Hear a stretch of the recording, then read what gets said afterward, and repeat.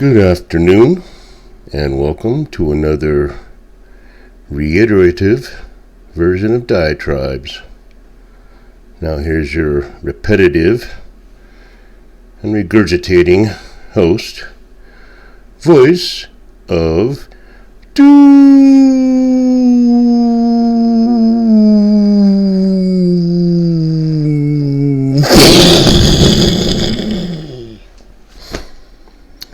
Hello. Alright. I'm going to do another one and bore you with things I've said already, but have to say again, and commiserate over my ever-present plight of having to watch touts who make plenty of money try to catch up with what I've already said, and sometimes said a long time ago, and it's just annoying. Now, I'm not saying that I'm a investigative reporter, because obviously I'm still alive, that I would find facts that nobody else knows, but my observations are being caught up by others. My analysis, my succinct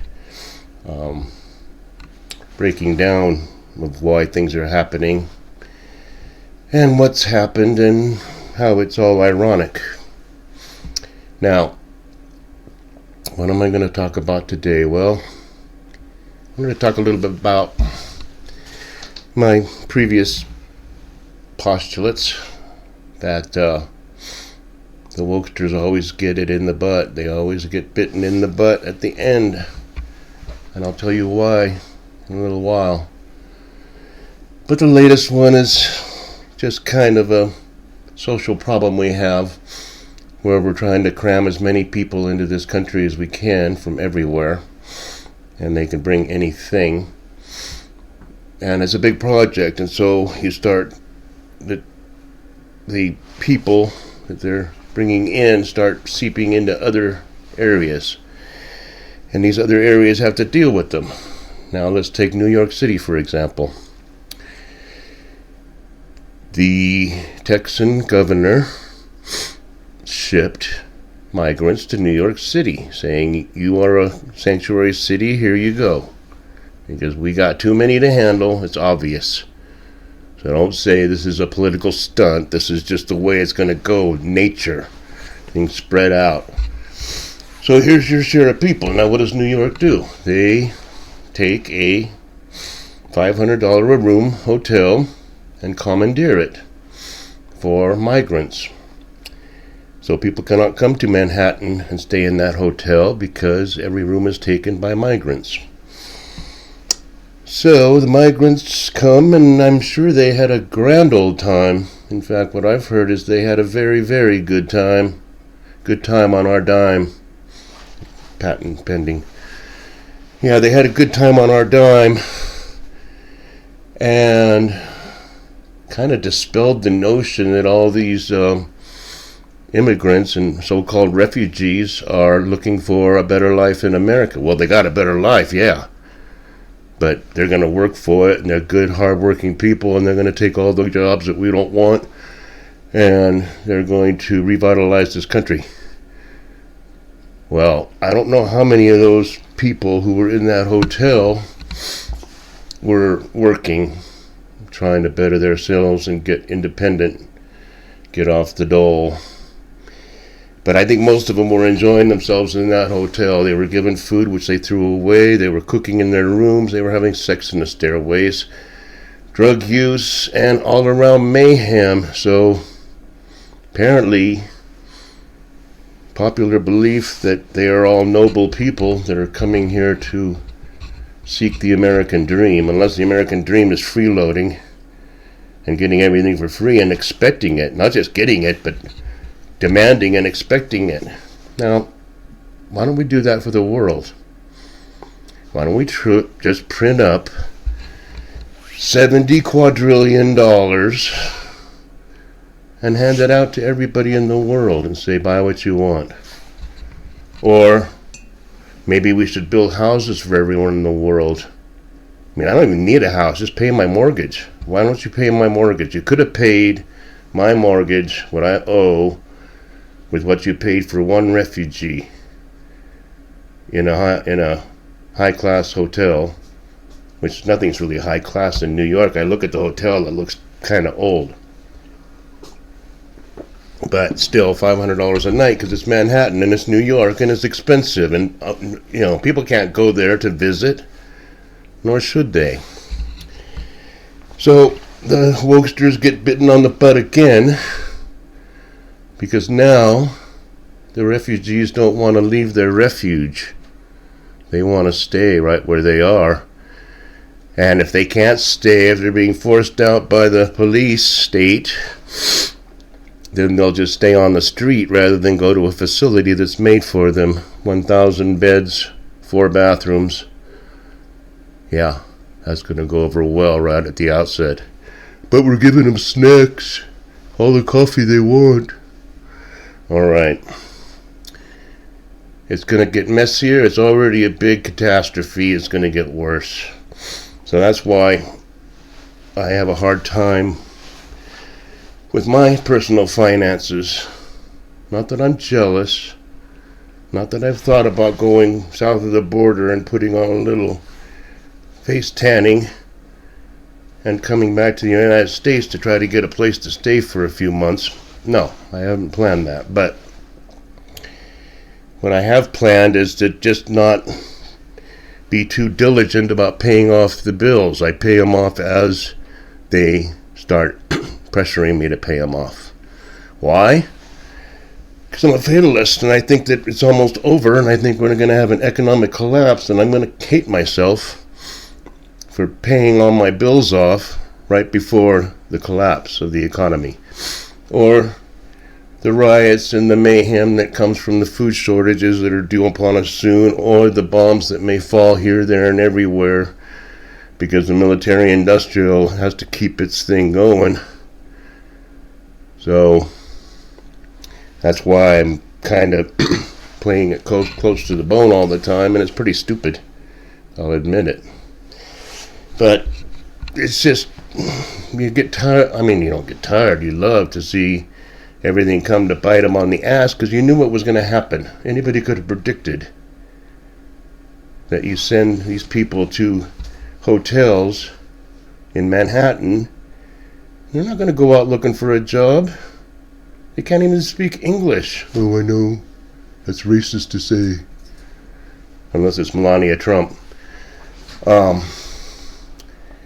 So, what was I going to say? Why? Okay.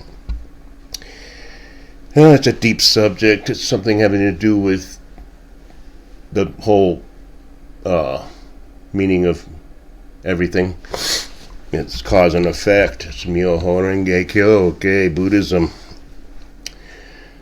Cause and effect is irrefutable. You can't get away from it. It always happens. And as I've told you in previous diatribes, the truth will out. You can make things look any way you want to. You can make a certain person look like pure as the driven snow when they're corrupt to the bone.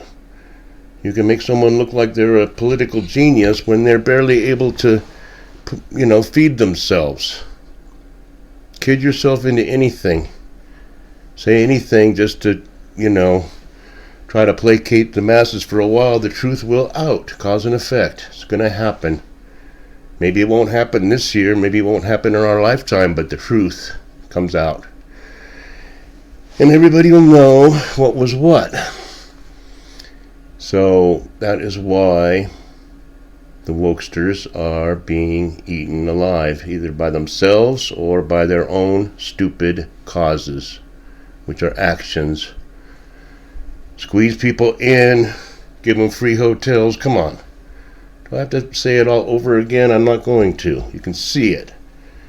You're going to see the effects of people just coming over the border, hundreds of thousands a month, and nobody knows what's becoming of these people. Nobody knows how they're being taken care of. They're just going to the streets. So that's what these New Yorkers are doing. then the advocates, love the advocates.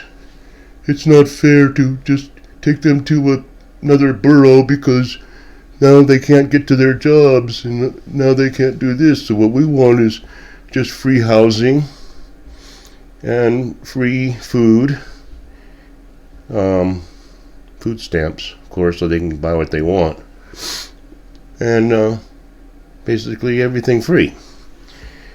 And I don't guess people that used to be Americans that are now on this landmass that have been here for a while and have paid taxes and been declared a citizen, don't have any resentment for all this. None. We are a very gregarious people. We are so generous. I will refer you back to Timon of Athens. If you look at that one, it's a Shakespearean play. I don't want to redo it. You are the nice guy, generous, give to your friends, and then when you're in trouble, guess who turns tail and runs? Or kicks you when you're down.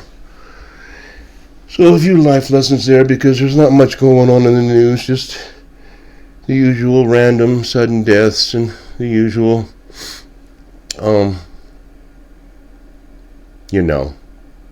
karmic retribution.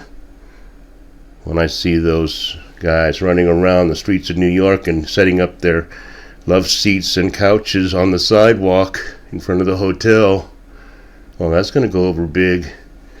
I guess that's the way it's becoming anyway, so it's all anarchy, it's all chaos. Bring on the conflagration, the sooner the better. Get rid of a whole bunch of people so we can start again. Same old regurgitative crap that I've been saying. Go back to Timon of Athens, go back to Wile E. Coyote, go back to my previous episodes. It's all about cause and effect, and we're going to get the effect. I'm sorry. I apologize in advance. It's partly my fault for not getting my life together better. Because that's what it's all about. We all got to do human revolution. That improves the world. It's obvious. We're not doing it now. We have a moronocracy in power. We have madmen in various countries that are blowing things up or about to blow things up, and we're sitting around worrying about whether or not somebody should go to a certain women's prison or what to do about the transgender bathrooms.